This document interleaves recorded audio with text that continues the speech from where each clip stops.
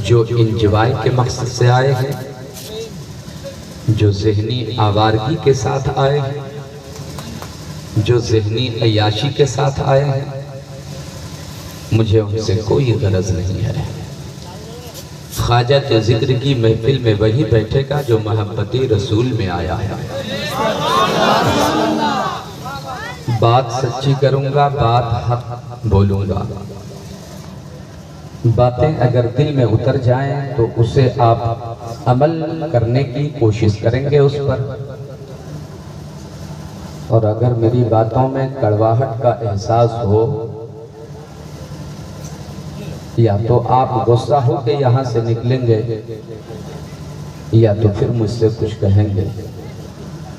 अगर गुस्सा हो के भी जाएंगे फिर भी मुझे कोई फिक्र, कोई गम नहीं होगा, और अगर मुझसे कुछ शिकायत भी करेंगे फिर भी मेरी तरफ से कोई शिकायत नहीं होगी, मगर बोलूँगा सच, बोलूँगा हक। सरकार ख्वाजा गरीब नवाज की करामत में बयान करने नहीं बैठा हूँ।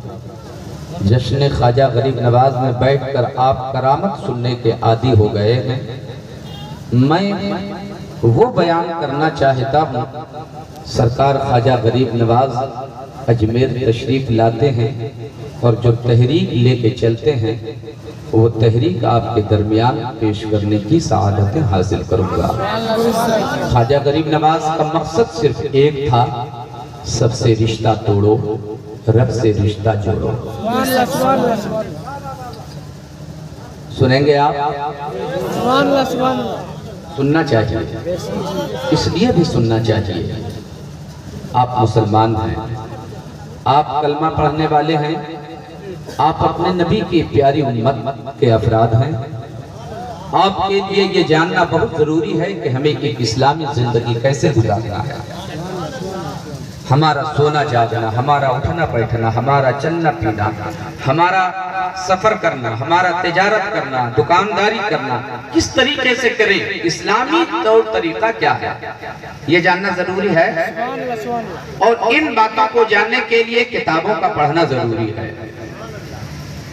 तारीख की किताबें पढ़िए आप, सीरत की किताबें पढ़िए आप, सहाबा की तारीख पढ़िए आप, तब ये बातें मालूम होंगी। पढ़ने का वक्त है आपके पास? नहीं है, फुर्सत ही नहीं है हमारे पास। सुबह होती है, दुकान चलाने वाला अपनी दुकान पर चला जाता है। एक एक लफ्ज आप सुनिए मोहब्बत के साथ। दुकान चलाने वाला अपनी दुकान पर चला जाता है, तिजारत करने वाला माले तिजारत लेकर निकल जाता है, सर्विस करने वाला सर्विस करने चला जाता है, वो अपनी ड्यूटी में लग जाता है, शाम को घर आता है, थका हारा आराम करता है, सुबह होती है फिर अपने अपने काम में लोग लग जाते हैं। हर रोज का यही मामूल है, जिंदगी का यही दस्तूर बन चुका है। किताबों के मुताले की हमें फुर्सत नहीं। कब सीखेंगे, कब जानेंगे हम? हमारे बुजुर्गों ने इसी जलसे का इनेकाद, इसकी शुरुआत इसीलिए की कि दिन में लोगों को फुर्सत नहीं मिलती, रात के हिस्से में थोड़ी देर के लिए जिक्र की महफिल सजाओ, उलमाए किराम के बयानात सुनो, ताकि जिन बातों को किताबों से आपको मालूम करना था वो बातें उलमाए किराम की जुबान से मालूम हो जाएंगी। अल्लाह, अगर लतीफे सुन करके तुम अपने वक्त को गुजार दोगे तो बोलो फिर इस्लाम की तारीख कब समझोगे आप, सीरत कब समझोगे आप, इस्लामी जिंदगी हमें गुजारना है कब सीखोगे आप? सुनना पड़ेगा आपको, हक बातें बयान करूंगा। सुनेंगे आप लोग? कितने लोग सुनेंगे हाथ उठाकर बताएं। बहुत ज्यादा नारा लगाने की जरूरत भी नहीं है मेरी तकरीर में। जरूरत कभी महसूस हो तो आप नारा मोहब्बतों के साथ लगाएंगे और वक्त बचाएंगे। आपकी इजाजत हो तो नाते पाक के 2-3 शेर पढ़ूं। अब तक परवाज साहब हैं, आप दुआ फरमा रहे हैं?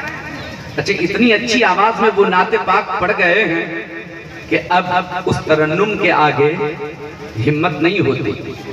मगर नात पढ़ने के लिए कोई जरूरी नहीं है कि तरन्नुम अच्छा हो, कोई जरूरी नहीं है।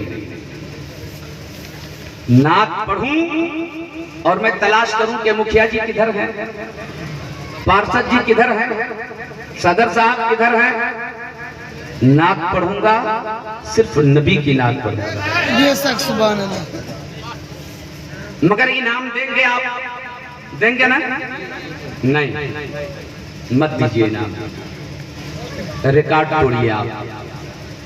सब सुन सुन के इनाम देते हैं। मेरे आका ने सुनने से पहले इनाम दिया है।